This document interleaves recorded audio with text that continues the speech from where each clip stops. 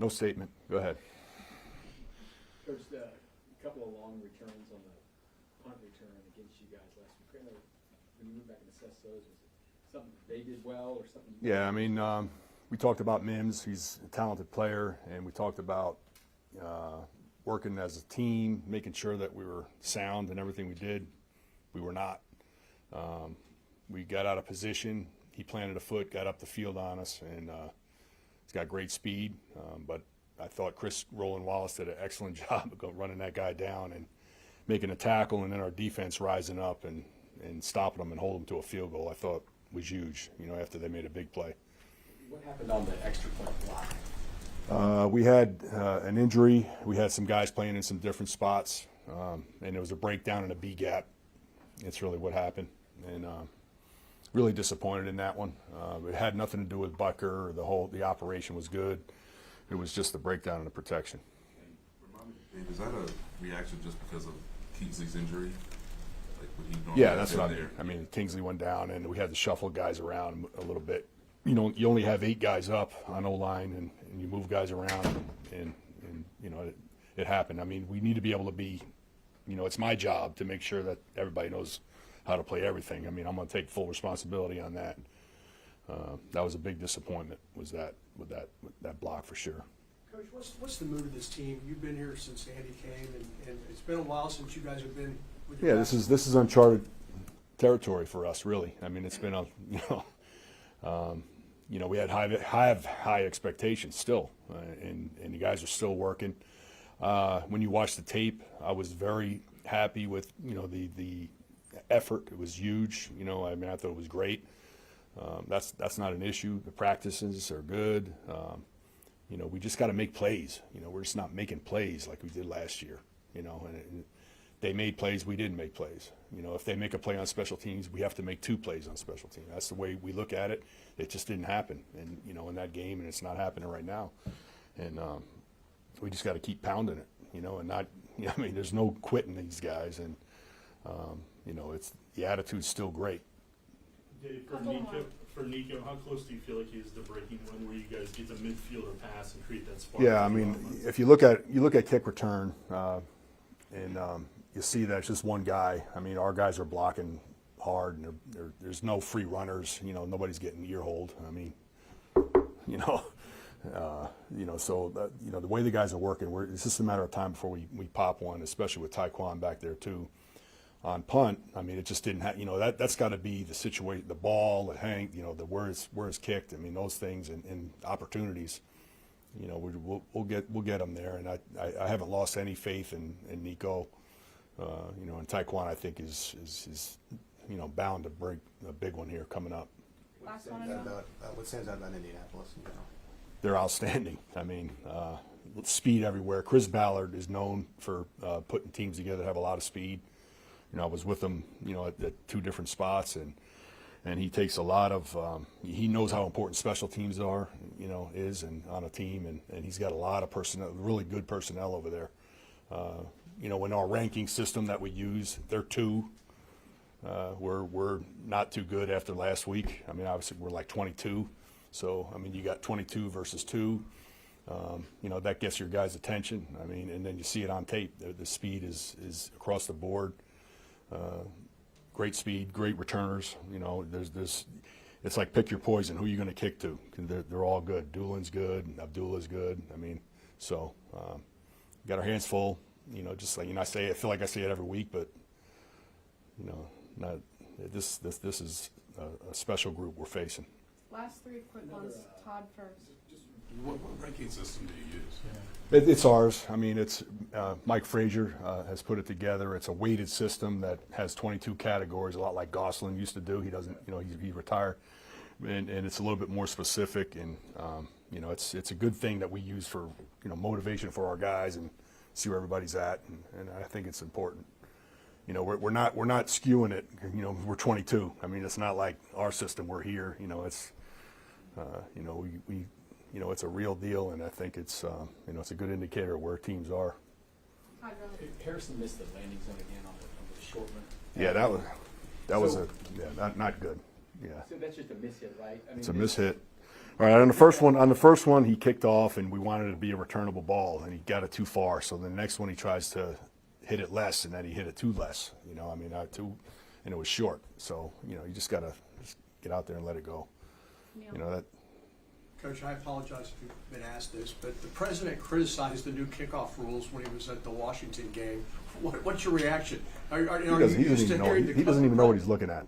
You know, he has no idea what's going on with the kickoff rule. So I mean, I take that for what it's worth, and I hope he hears it. Harold, go ahead. Just with Taekwondo, its usage of special teams, and the offense usage too, just how you kind of distribute that usage there. With Taekwondo? Yeah. Yeah.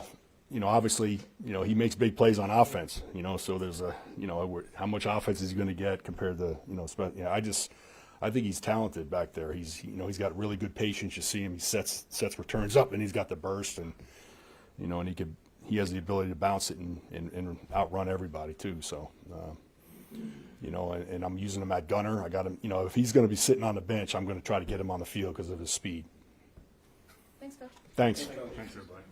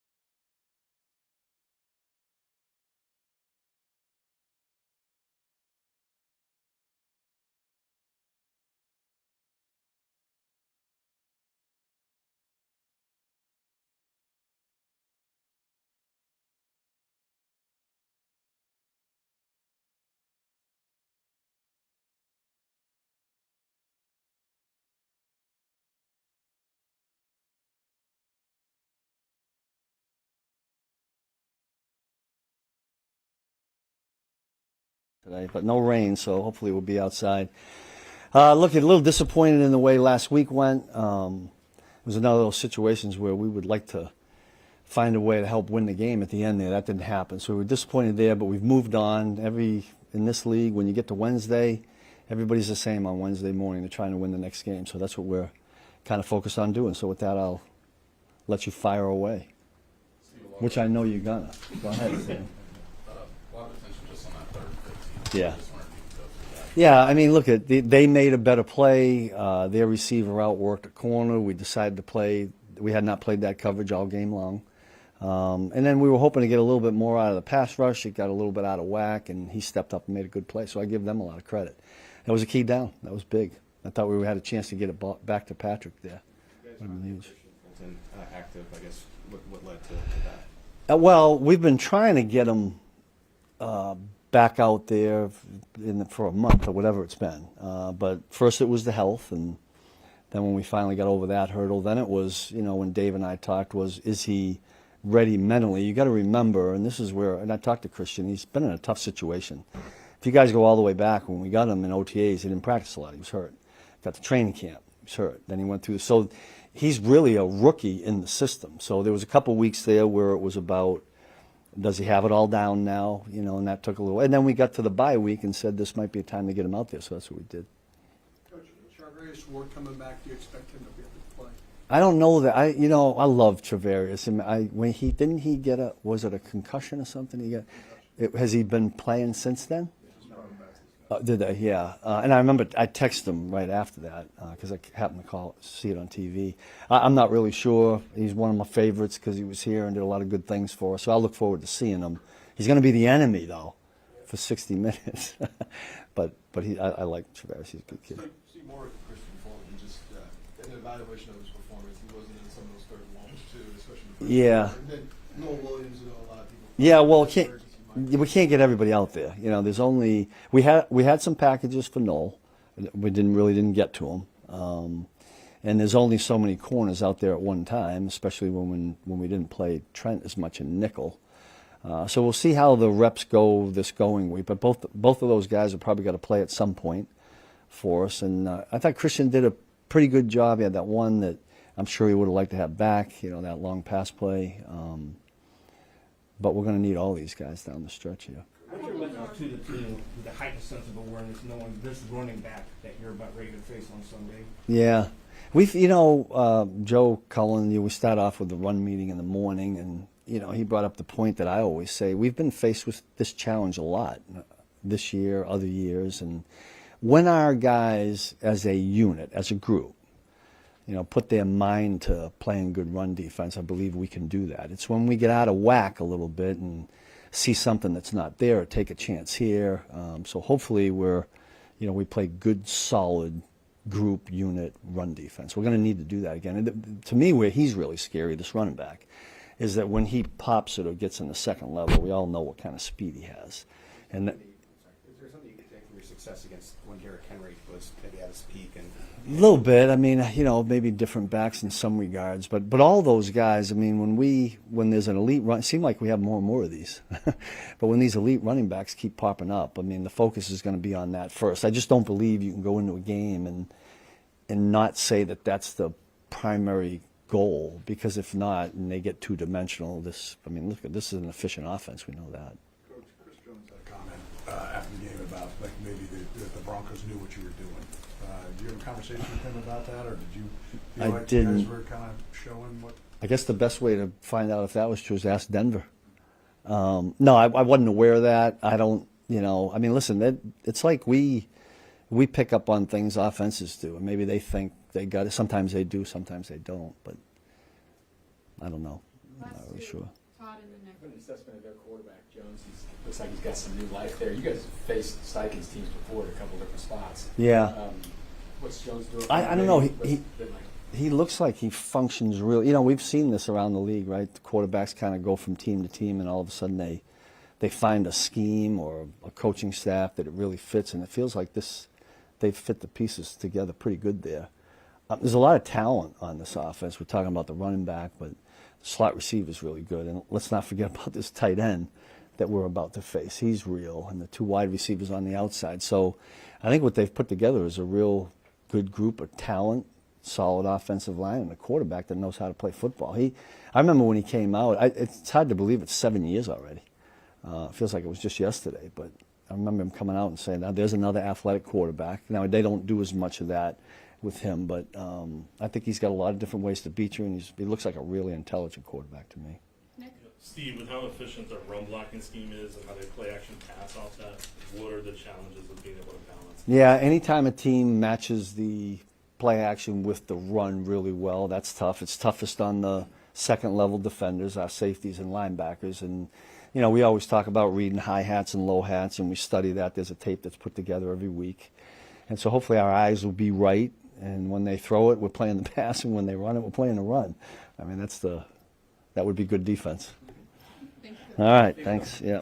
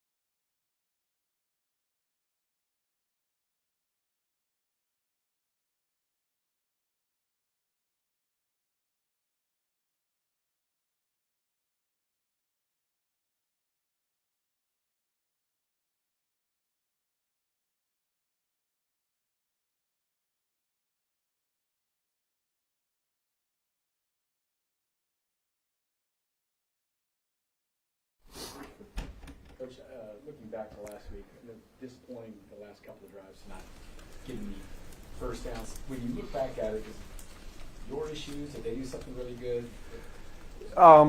Not necessarily. I think for us, number one, it's the mindset of you have to be able to finish, and that's what we talked about at the beginning of the week when we went back and reviewed the tape.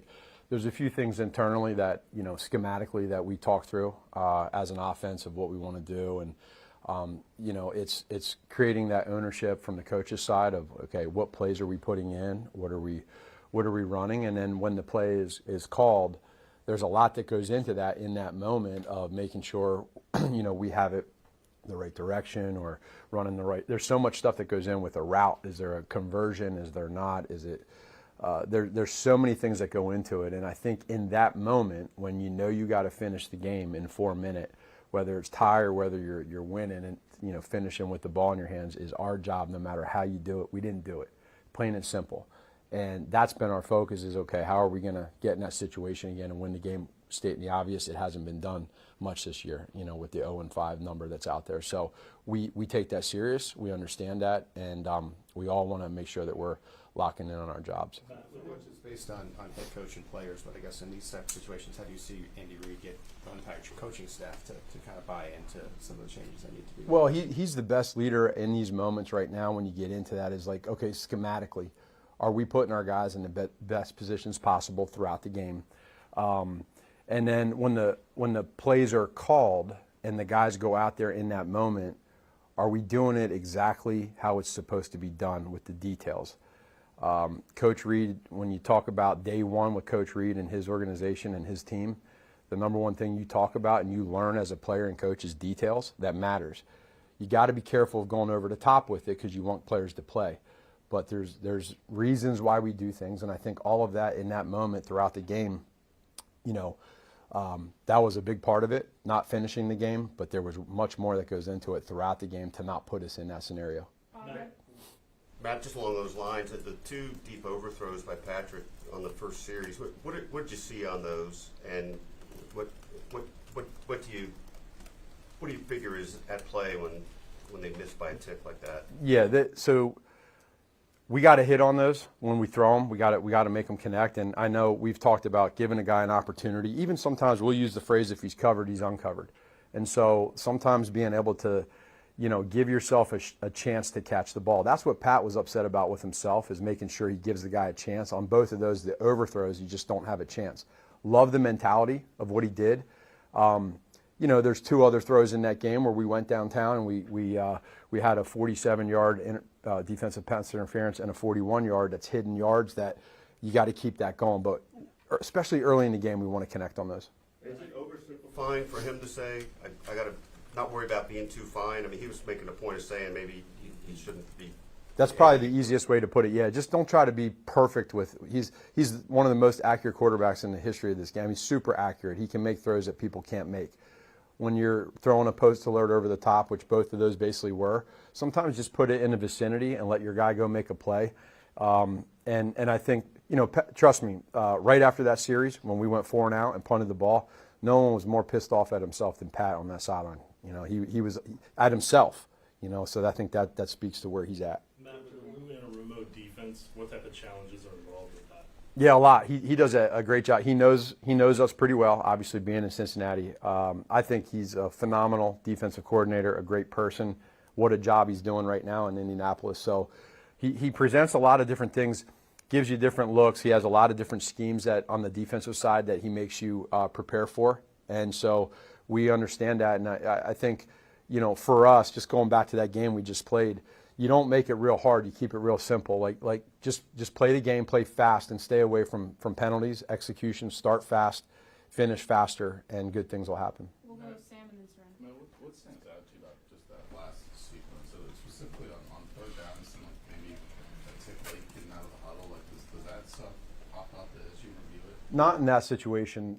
There was times throughout the game where maybe there's something, where you run into some issues with substitutions or, if there's a motion and a shift. I feel like we did a pretty good job with getting that set. And in those moments, like, you want to keep things as simple as you can so guys can play fast. But for that play in general, nothing stood out for us with that. On the blitz there, Yeah. just not communicated, probably not seen ahead of time. Are you talking about with the sack? Yeah, the third down. Yeah, there's again, it goes into some details without getting into scheme. They did a good job with what they pressured. That was good, and we didn't. They got us. They got us on that one, and it's credit to them. Last one, Serene. Coach, I know there's a lot of talk about the deep ball, but you don't have a lot of targets, especially for like Rice and Worthy in the intermediate. Is that is there a reason you haven't? Is it something you just haven't got to? Is it something you think you could be better at moving forward? I think we could be better at it for sure. Last year it was so much of not downfield. This year it's more downfield with that aggressive mindset, being able to connect on those. I really don't care what it is. I really don't. For us, the mentality right now is let's make sure that wherever we're at conceptually with the play, if it is intermediate to those guys, which they're good at, let's take advantage of those and let them run after the catch. That's okay. But when we take these investment shots downfield, let's connect on them. And then, again, just we're in a place right now where we understand the sense of urgency as a group collectively. We know where we're at. I will make it loud and clear. There's no other people or players around that I would rather be around to go do this thing the right way. And we understand where we stand, and we got to do it. It's like everybody said, you can't talk, you got to do it. That's our mindset. We can only go 1-0 this weekend, and that's it. Thank you, Coach. Thank you.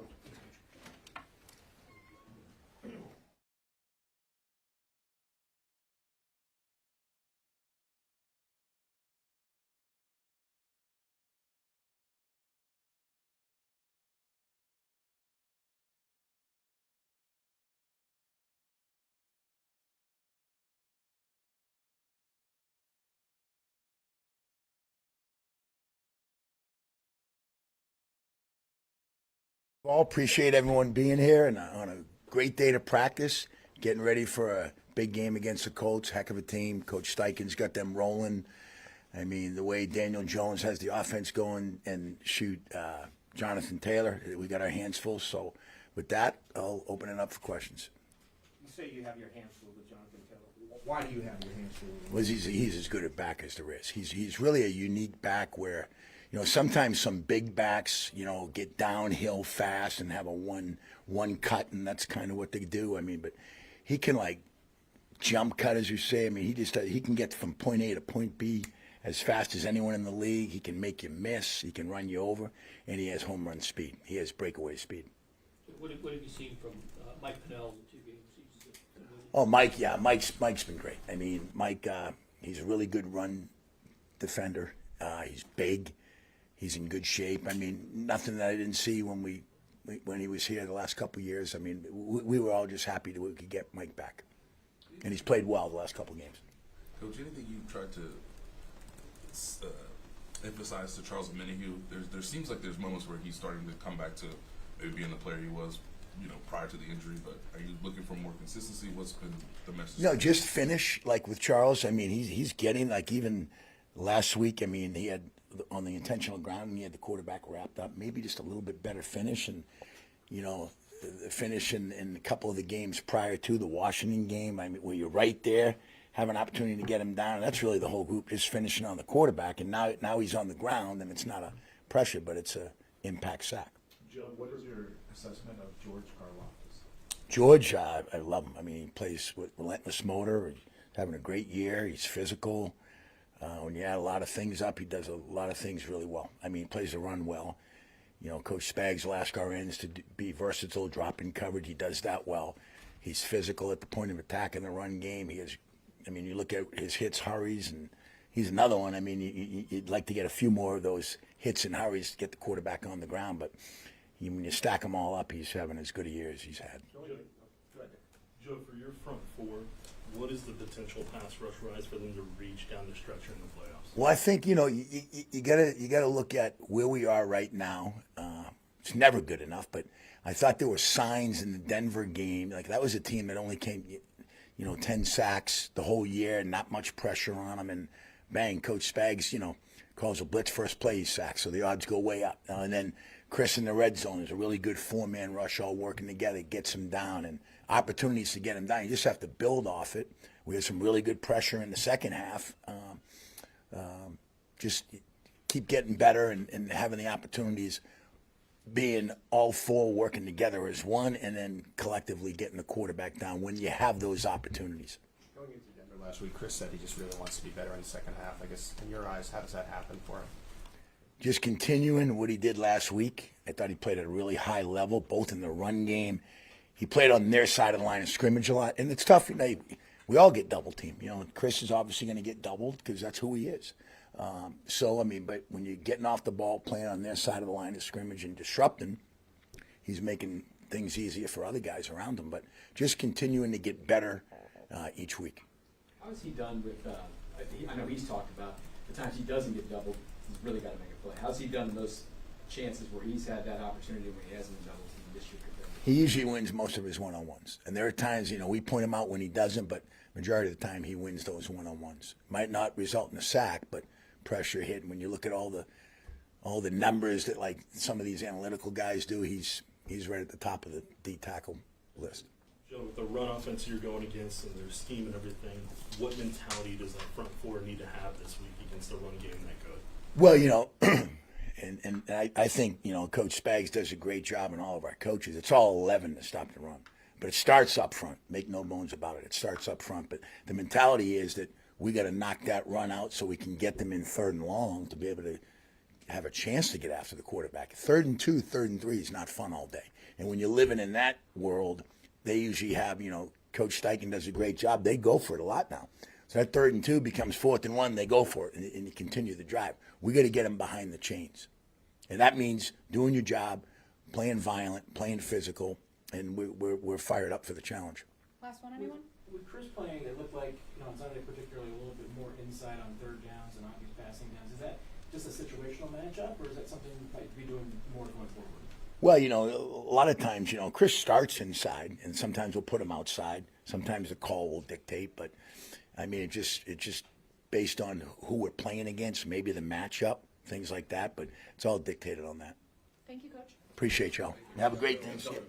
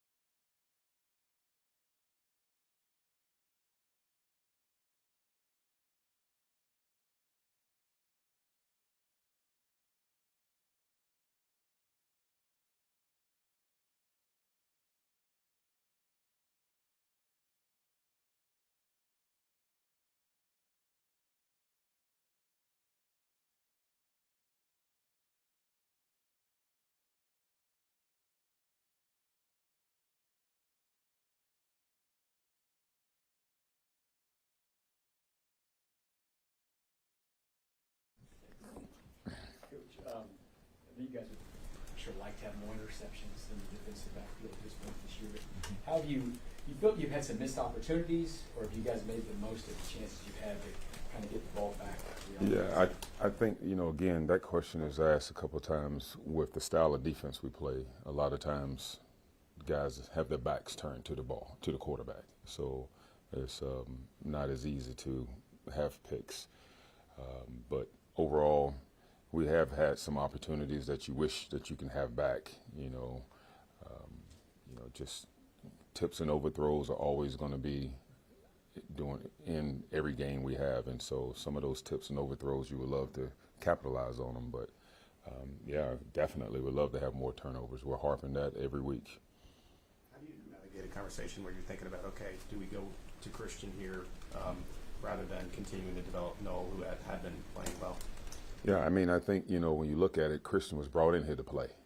And I think we all know that. And so when all of a sudden a young man who was brought in here to play, when he's ready to go, you're trying to get him in there. You're trying to get him in the rotation. And so he had some setbacks earlier in his career here. And so he's ready to go. And so we're going to continue to try to, give Noel some snaps as well as Christian. But he was brought in here to play for us. After kind of Trent and Jalen, is it still just kind of, wide open amongst that group of kind of maybe who's next in line, your third and fourth corner? No, I think, you look at that defensive back room. I tell all the guys, you're all starters. You have to be ready to go. And when we put together a game plan, whether it's Jaden Hicks over another guy, who do you put in to play that particular week? It's all based on the offensive personnel that we're facing. And so, but to have the luxury of having multiple corners as well as multiple safeties is something that a lot of teams don't have. And so the fact that Noel was able to play early and get a lot of experience, that helps him out and as well as helping us out. So as far as, Is it still up in the air? I think it's just a rotational deal that we're just trying to make sure that for that particular game plan, whoever we're playing against, okay, his skill set suits us a little better here. The last couple of years, you've been talking about Jalen and that all those young corners about looking for one of them to be consistent and step up. Has Jalen finally kind of reached that for you? I think so. I think so. You know, he wished he had a couple of plays that he can have back, you know, especially this last game. But, you know, you have a guy who came in here with a free agent signing this offseason, and he came to camp with, you know, a mindset that I'm going to take care of business. And that's what he's done all year long. He sees himself as a starter. And so he was able to, you know, go out there and take the field and play for us the entire season. So, you know, you love to continue to build these young guys up and be able to have guys that can mix in and out. But at the same time, you want a guy to be able to stay in and get reps and not necessarily looking over his shoulders, wondering, okay, am I going to be subbed in and out? So Jalen's done a nice job for us. Coach, what do you see with Warren, the tight end for the Colts? What does he present? Strong hands at the point of attack. First of all, he can block. I mean, I think he's one of the better blocking tight ends in the league. But this kid is savvy. I mean, he has strong hands at the top of the route. He has a big catch radius, and so. But I think the effort that all those guys give is something that you can just turn on the tape and see. You see, every guy over there that are just giving great effort. But tight end specifically, I think just, he's just such a big kid at 6'5", and all of a sudden you throw that ball up, it's like throwing up an alley-oop, to a basketball player. And so, but I think the kid has a bright future. He's done a nice job. Last one, Todd. How big a responsibility will your guys have to try to contain Taylor from the home run? Huge. You put on the tape, you see him bouncing outside, you see him going up inside and being able to play, vice tackle football, whereas the corner's outside, the safety's inside on both sides of the runner. That's going to be huge for all of us. And so, but once it breaks through that first level and even possibly coming to that second level, we have to be able to, he's outside, I'm inside, and vice tackle him and make sure we come up with the body part. So we're going to play a big part, definitely. Thank you, Coach. All right. Thank you.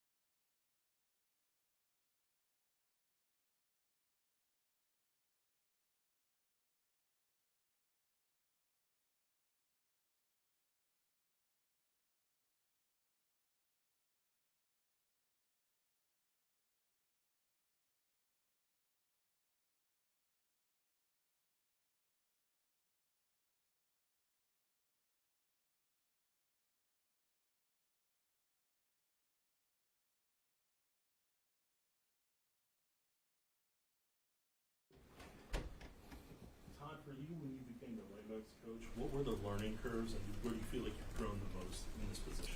My learning curve is just knowing the offense, learning the offense, and then learning protections, and getting the opportunity to learn your guys that you have in your room, and I think I felt like I'd excel with that.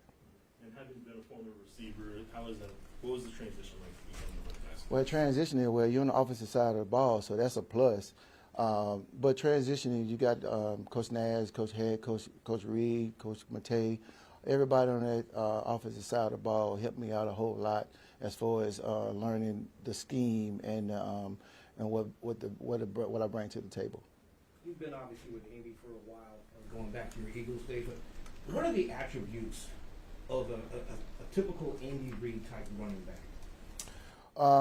Versatile. Guys that's going to protect the quarterback, and guys that's going to just beat themselves. And what we have now is guys that can do all three things, if not more.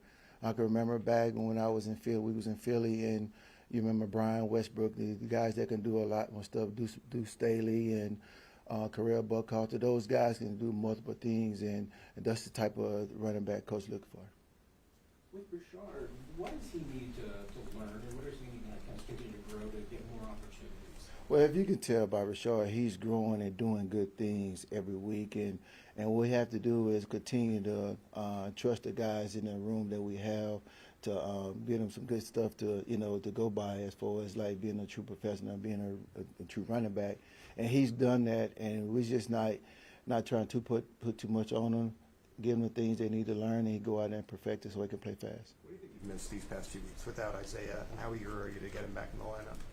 Well, I just think that, I have a good room with a lot of leadership with Kareem and, the other guys in there. But, Pacheco brings that energy to the room and on the field. And it's just another piece that we have to the puzzle to get everything that we want to accomplish this season.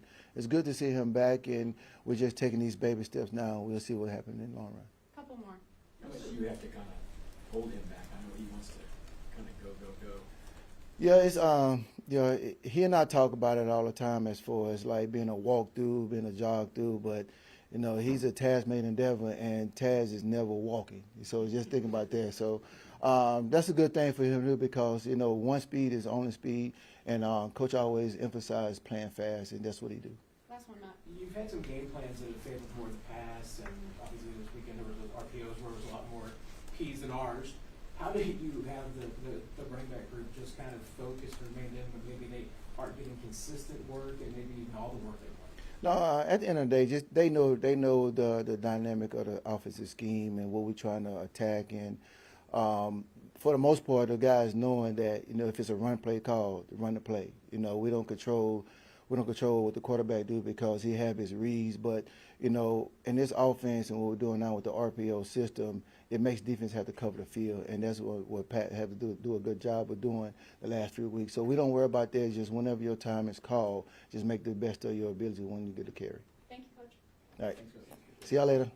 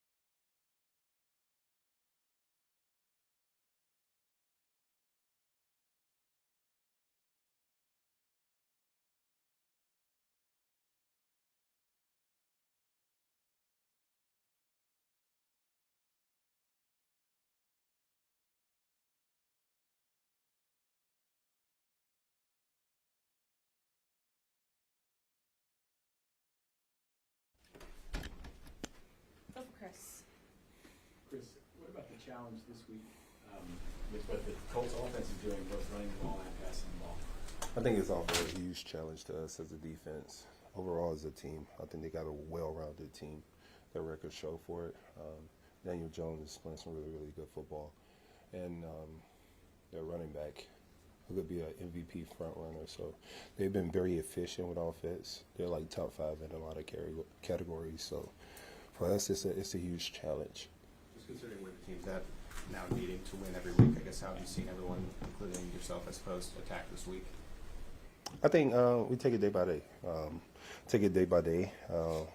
Control what we can control. That's our effort. That's our attention to detail, and our ability to finish. I think a lot of times for us it's finishing.